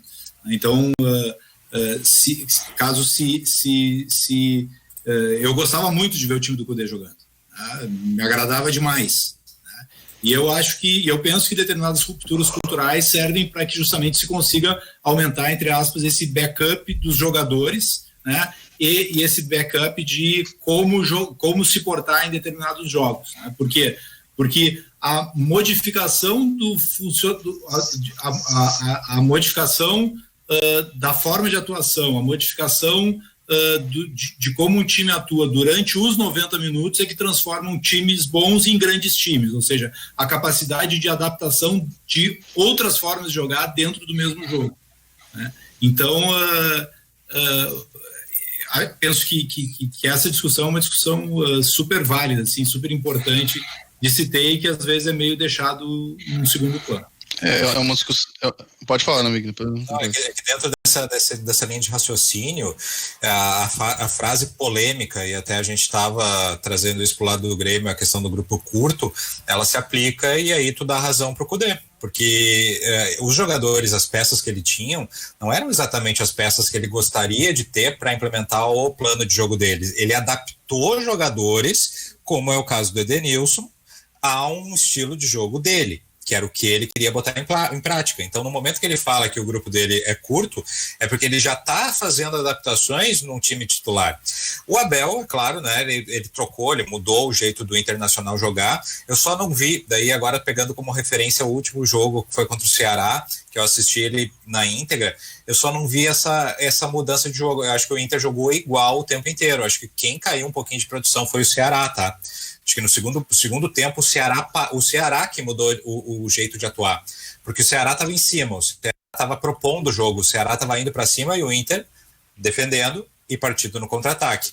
No segundo tempo parece que o Ceará deu um pouquinho mais de campo para o Inter, mesmo assim o Inter não mudou, o Inter seguiu sendo aquele time de jogar no contra-ataque, tanto que o primeiro gol sai assim, né? O primeiro gol do Caio César sai no contra-ataque, e é claro, o segundo gol do Yuri Alberto aí já no que o Felipe já destrinchou ali, até aquela comparação com o gol lá do Mundial, mas já destrinchou que foi uma visão de jogo que teve ali o Moledo de fazer aquele lançamento, Casquinha sobrou para o Yuri Alberto, pegou a zaga do Ceará um pouco, não estava bem organizada também, mas eu não vi essa mudança, né? Eu acho que o Inter está muito mais desse futebol reativo mesmo, daí eu vou com o Carlos um pouco, né? Ele tá mais Odair do que... Eu não vejo tanto um híbrido, mas entendo ali a linha de raciocínio do Felipe. Eu tive a impressão que o time voltou um pouco mais avançado, mas foi muito pouco tempo para saber. Porque avançou a linha de marcação, no caso. Exato. Mas não deu para saber, enfim, foram 7 minutos, né? Então isso não tem, como sai o gol, quer dizer, a gente já não tem como saber se voltou mesmo assim ou se aconteceu isso. Quer dizer, eu não tive como identificar isso. Mas essa discussão do que o Felipe trouxe sobre o quanto o treinador deve se adaptar ao que ele tem em mãos para aí sim pensar o seu modelo de jogo, me leva também a uma outra discussão, né? Que é o quanto os clubes têm que saberem quem são os treinadores, né? Que eles estão contratando, e esse ano, especialmente esse ano, eu acho que foi assim, marcada por um show no ano passado, na verdade, em 2020, marcada por um show de horror de contratação de treinador, no sentido não de que eles eram ruins, mas de desconhecimento dos profissionais que estavam chegando, sobretudo logo depois da chegada, do sucesso, do efeito Jorge Jesus. Depois daquilo, assim, veio a reboque uma série de nomes completamente aleatórios, às vezes, indo para clubes que não conheciam a cultura do profissional que está chegando, o que ele tinha feito. O Avaí contratou um treinador português, o Santos contratou um treinador português que não trabalhava há muito tempo, está trabalhando como comentarista já há alguns anos. Aí o Botafogo contratou um treinador que sequer assumiu, foi demitido.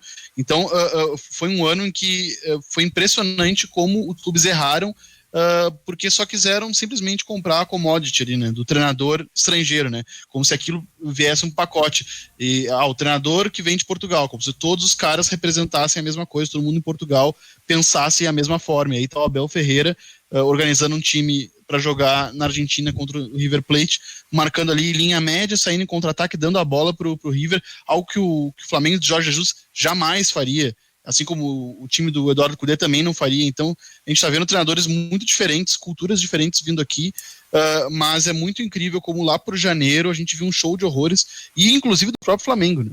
O próprio Flamengo, é impressionante como o sucesso do Jorge Jesus meteórico, digamos que assim, entre aspas, fez mal para a mente dos cartolas flamenguistas, no sentido de que eles acham que é muito fácil conseguir resultado com esse elenco bom do Flamengo.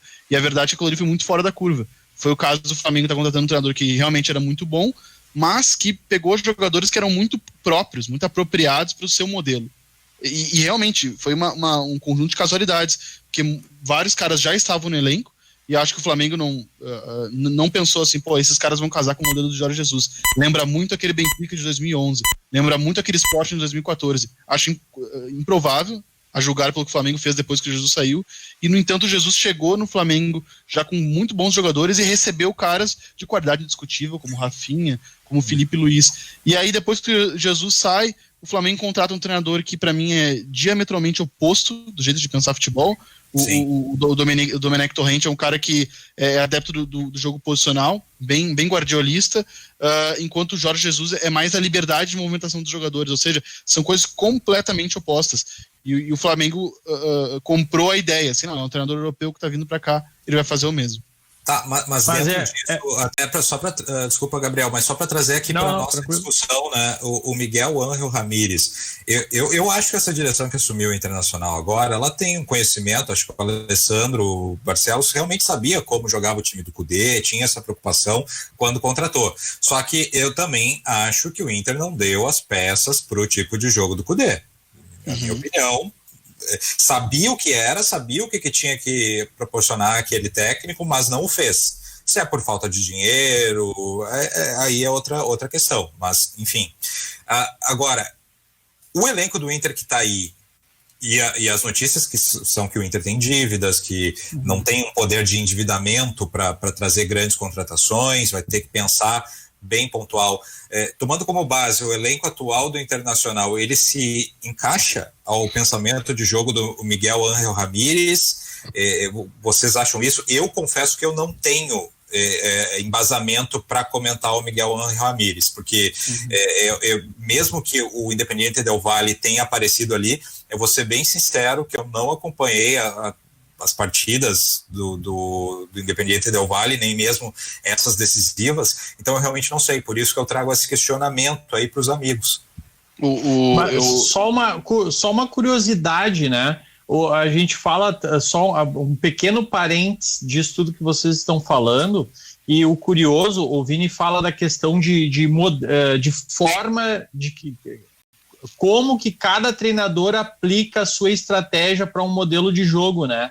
E a gente pega um sujeito que foi alvo de muitas críticas aqui no Rio Grande do Sul, mas que teve coragem, que foi o Marcelo Medeiros, que foi um cara que apostou por mais de uma vez, inclusive houve em determinado momento muita pressão para a demissão do Hellmann lá, para ele ser demitido. Ele segurou, foi ele que leva o Internacional até a final da Copa do Brasil, e depois ele aposta, ele sai aqui do mercado brasileiro e que está lá na Argentina competindo com o River Plate, campeão da América de 2018 e sendo campeão, né? O Racing do Cudê foi campeão do campeonato nacional na Argentina no mesmo ano em que o River Plate se consagra campeão da Libertadores, e traz aqui para o Brasil,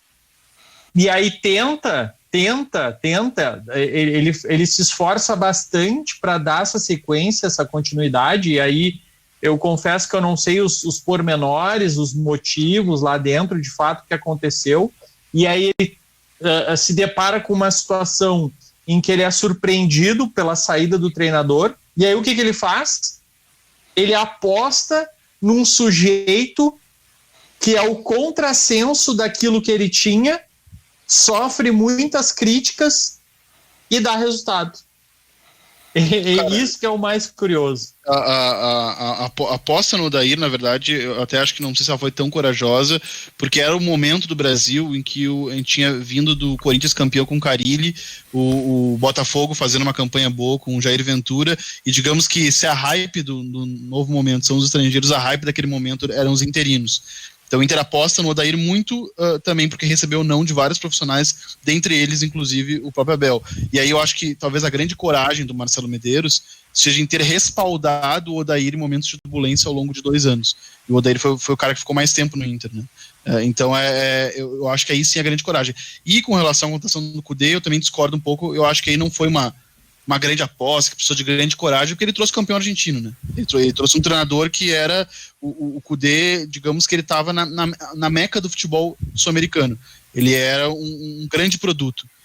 Vini, tu tem escutado os programas esportivos aqui do Rio Grande do Sul, mesmo estando aí em São Paulo? Te pergunto. Às vezes eu escuto. Porque eu vou te dizer assim, ó, essa contratação do Marcelo Medeiros, do Eduardo Kudê, não foi muito bem aceita por alguns setores, viu? De repente não conhecia o profissional, pode ser também. Mas, enfim, o fato é que ele era o Medeiros trouxe um cara que era o campeão argentino. Acho que nem tem muito de coragem nessa contratação.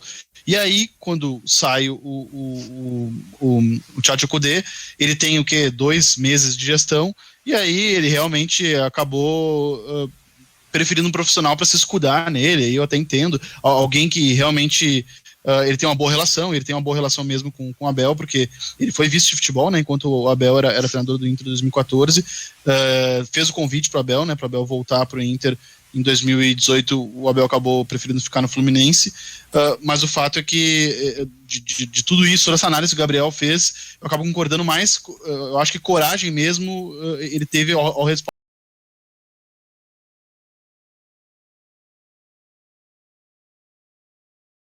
o Miguel Ramírez, que o Nabinger perguntou.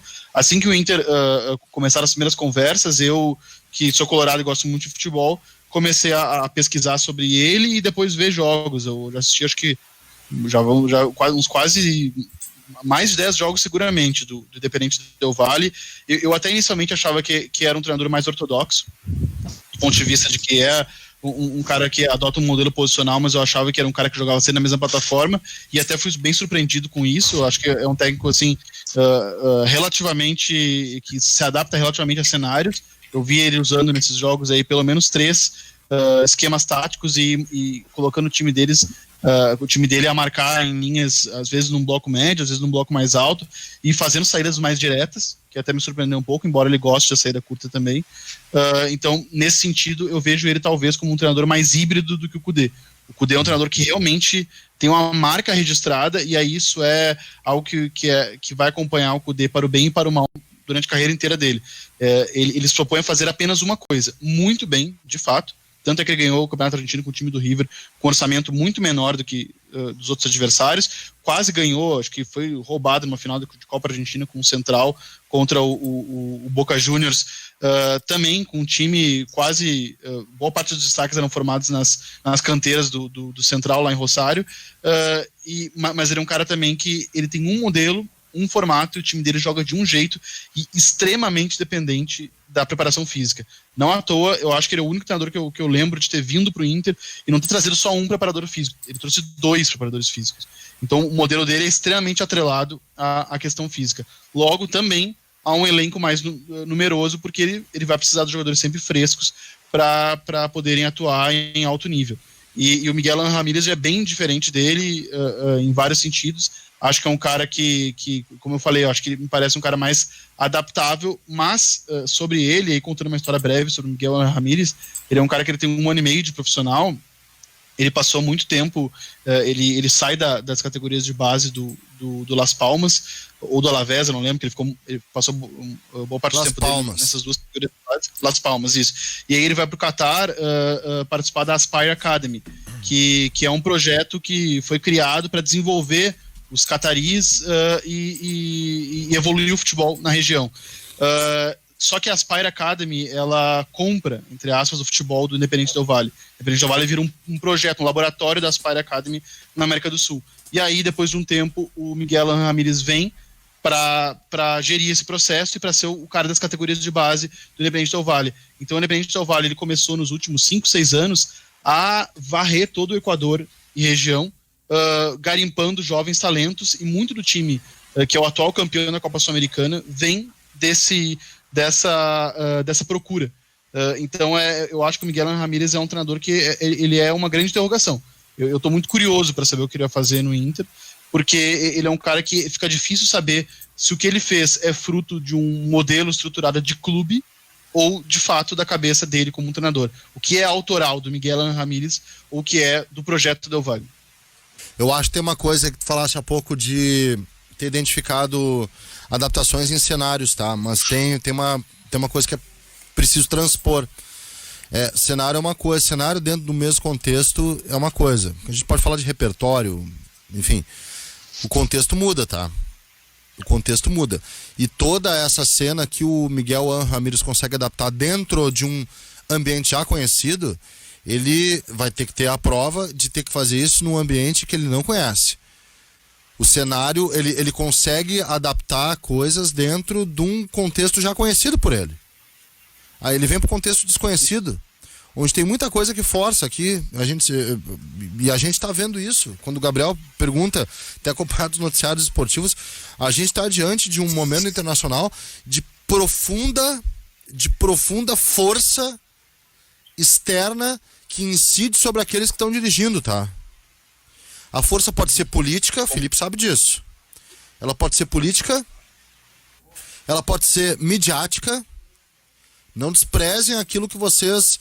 Por isso que eu tenho um debate contigo, Vini, de vez em quando. Agora a gente vai entrar numa outra seara, tá? Em que várias vezes já escreveu, simplesmente não consumam, ignorem. Não tem como, cara.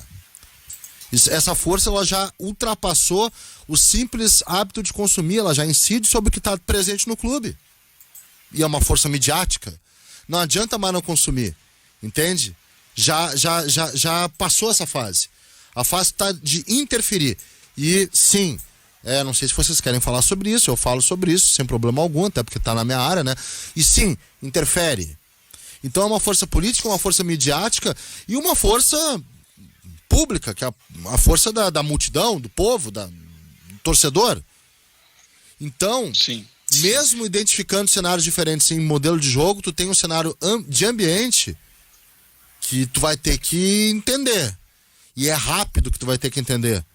Porque ia dizer, Carlos, a gente fala tu falou sobre agora rápido, né? Isso, a gente fala sobre dar tempo, né? A gente fala sobre dar tempo, né, Binger? Dar tempo e dá tempo, enfim. Mas a gente entende isso. Em geral, essas forças que eu falei, elas vão incidir. E ele vai ter que ter muita habilidade para poder gerenciar tudo isso. Como o Abel teve, por exemplo, embora uma boa vontade geral, tanto na força política, como na força midiática, como na força do público, justo. Porque o Abel, ele tem biografia e ele tem costas, estofo para tudo isso. E o que o Gabriel falou de aposta, né, que ele tinha comentado das apostas do Medeiros, né, da coragem dele, né, para bancar, o Miguel Ramírez, sim, essa aí para mim vai ser realmente, vai colocar à prova toda a capacidade de blindagem de um clube, porque de fato ele pode assumir no melhor cenário possível para o Inter como clube, assumir o Inter campeão, essa pressão aumenta mais ainda, né? Pelo fato de não ter ficado com o treinador campeão, que é campeão do mundo também, que é um cara que a torcida gosta muito, e aí realmente a direção do Inter, acho que com o Abel sendo campeão, vai precisar de muita ação para blindar o seu treinador, o seu grupo desses agentes externos. De fato, se não tem como não consumir, até porque muitas vezes são veículos que são profissionais que são consumidos em massa, né? O que eu acho que tem como o clube fazer é se blindar ao máximo, né, disso. Eu acho que não tem como passar ao largo, acho que não tem como passar imune a tudo isso, mas acho que tem como se blindar. Essa análise já está sendo feita, já se cogita isso. Vamos trocar um treinador que está brigando e que pode ser o campeão brasileiro por um sujeito desconhecido de apenas 36 anos? E de que forma que é engraçado que o Guimarães toca num ponto de que tem setores que ignoram isso e acreditam que essa audiência não seja tão grande. Essa audiência ela é muito grande, e ela segue consumindo esses discursos de uma forma muito mais ampla do que a gente imagina. Ela constrói, o Gabriel. E falo isso com propriedade, sabe? Falo isso com muita convicção e levando um bom tempo para entender esse fenômeno. E é um fenômeno, sim. A gente está diante de uma força. A gente está diante de forças. A questão da força política, eu vou perguntar pro Felipe, porque ele entende mais do que eu, tá? Mas a força midiática, eu vou pegar para mim essa parte, porque sim, isso aí foi uma coisa que eu identifiquei bastante e pegando várias, enfim, não é uma coisa nova. A força midiática, ela constrói e destrói, ela tem potencial. A gente está diante de cenários que beiram ou a insanidade de ter agora a torcida organizada anti-Celta de Vigo. É uma insanidade, é uma coisa louca, doentia. Eu não sei, os caras, não sei o que eles estão tomando, não sei mesmo. Mas Carlos, mas Carlos, Nabinger, isso aí reforça a tese, porque se a tua tese é de que a saída do Kudê foi forçada por ele, que ele é o vilão, que ele não quis, que ele tratou mal o Inter, e viva o Abel, e viva o Internacional, o fato do Kudê fracassar, seja lá onde for, vai reforçar a tese daquele que defendeu isso algumas semanas atrás, né? Mas não é um debate... Por isso que existe essa torcida organizada anti-Kudê. Mas não é um embate igual, viu, Nabinger? Porque a força midiática em torno da transformação da imagem do Kudê como um traíra, como um vilão, e do Abel justo, né? O Abel não tem culpa nenhuma disso, porque tem biografia, e do Abel numa figura que, vamos lá, entre aspas, ama o Inter, sem aspas, ele ama o Inter mesmo, acho que sim. Isso aí gerou, isso aí pode gerar um incômodo futuro, tá? É isso que eu tô querendo dizer. Sim. A gente tem o que acontece dentro de campo, tem o trabalho do treinador, tem aquilo que ele vai preparar com os jogadores, mas existem forças externas que interferem, e isso é uma preparação mental muito grande para poder abstrair, porque ela aconteceu. A força política também. Até acalmou um pouquinho, né, Felipe? Mas eu não sei o teu ponto de vista para falar sobre a força política. Força midiática é uma não vou dizer nem uma opinião, mas é uma interpretação de contexto que eu tenho a respeito disso. Eu penso que, em adendo ali ao que tu falaste, eu acho que a única questão que eu colocaria com um pouco mais de detalhe é que eu vejo que são 4 esferas que influenciam, tá? Eu penso que é a questão política, eu penso que é a questão de rua, né, do torcedor, e rua mesmo, e no físico, e a questão de mídias, aí eu divido nas duas, né? Mídias sociais e mídia ortodoxa, digamos assim, porque cada uma delas tem formadores de opiniões diferentes e fluxos diferentes e efeitos diferentes, tá? Mas, enfim, acho que a gente tem que pensar nesses quatro pilares, digamos assim, né, ou 4 faces, né? E nessas duas aí, que é da especialidade de vocês, né, eu vejo que o foco está muito nisso que tu e o Nabinger falaram agora, que é a questão da sustentação da tese, né? O foco, a preocupação é muito maior nessas pessoas, né? E aí eu falo tanto jornalistas como jornalistas ou não das redes sociais, né? Que estão muito mais preocupados em demonstrar que a tese é mais correta do que efetivamente o resultado que isso vai ter em termos positivos ou negativos para o clube. O foco não é o clube, né? Assim como no campo político, a gente vai ter muitas vezes uma preocupação maior em fortalecimento de um determinado grupo político, para que esse grupo político possa chegar ao poder, do que efetivamente um sucesso desportivo do clube, né? Não estou dizendo aqui que ninguém é secador, né? O que eu estou dizendo é o seguinte: se existem grupos políticos, todos os grupos políticos na história, né, na construção dos partidos políticos lá, desde o início do século XX, né, a gente vai ter a construção dos partidos políticos como projetos de poder. Então, se nós temos uma série de grupos políticos, esses grupos políticos aumentam chegar ao poder. Muitas vezes, quando é época de eleição em clubes de futebol, se pergunta por que existem 10 movimentos, 8 movimentos, será que eles têm tantas diferenças entre eles? Os partidos políticos no Brasil têm tantas diferenças entre si? É a mesma pergunta, ou seja, são projetos de poder de determinadas pessoas que, por meio dos partidos políticos, chegam no poder, e a política é assim, né? Projetos de poder que estão vinculados a determinados critérios, a determinados valores, que eventualmente vão ser os mesmos valores de outro grupo, mas que vão se degladiar entre si. Eu penso que a questão política no momento do clube, o Inter se percebe, né, isso das últimas reuniões do Conselho, se percebe uma necessidade de construção de uma união, isso é muito importante, o clube precisa disso. O último processo eleitoral foi muito, digamos assim, desgastante, desgastante, obrigado, né? Foi muito desgastante, mas se percebe, né, nos principais grupos políticos dentro do Conselho do Inter hoje, uma preocupação em apaziguar os ânimos. E digo isso em relação aos grupos que compõem a direção, digo isso em relação ao povo do clube, né, que é o maior grupo, digamos assim, que não integra atualmente a direção, mas isso ficou muito claro para mim das manifestações dos integrantes desses dois grupos, né?